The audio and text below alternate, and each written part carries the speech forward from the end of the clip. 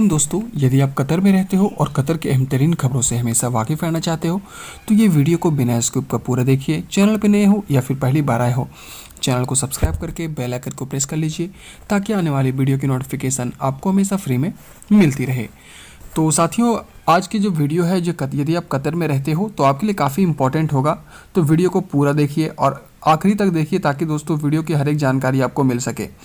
तो सबसे पहले दोस्तों खबर की बात करते हैं। साथियों, यदि आपने कतर में लॉकडाउन के दरमियान यानी साथियों जब कोरोना वायरस स्टार्ट हुआ था उस दरमियान यदि आप कतर से लौटकर अपने मुल्क आ गए थे, आने के बाद फिर यदि आप कतर नहीं जा पाए तो अभी दोस्तों यदि आप जॉनसन एंड जॉनसन यदि आप वैक्सीन लेते हो, जॉनसन एंड जॉनसन वैक्सीन एक ही वैक्सीन लेके क्या आप लोग कतर आ सकते हो या नहीं आ सकते हो।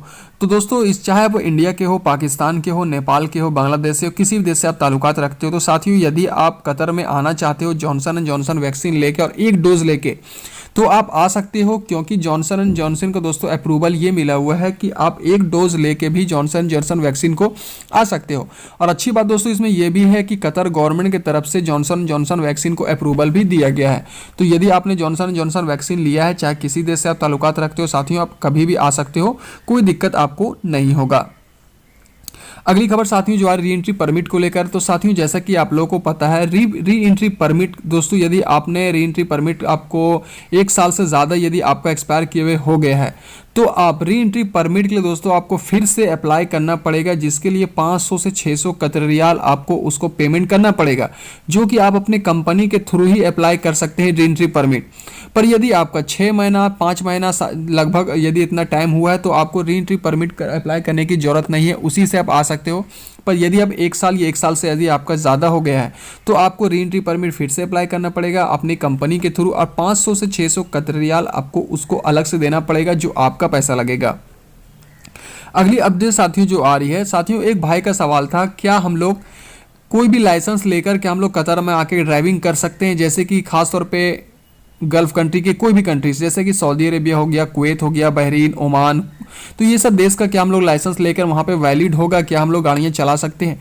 तो साथियों मैं आपको बताना चाहूँगा, पहले ऐसी कोई रूल नहीं था। पहले क्या था कि यदि आप सऊदी का लाइसेंस या फिर किसी भी देश का लाइसेंस लेके आते थे, खासकर गल्फ कंट्री की मैं बात कर रहा हूँ, तो आप वहाँ पे लाइसेंस ऑफिस में जाते थे और वहाँ का आपको लाइसेंस को चेंज कर दिया जाता था और कतर का लाइसेंस बना के आपको दे दिया जाता था।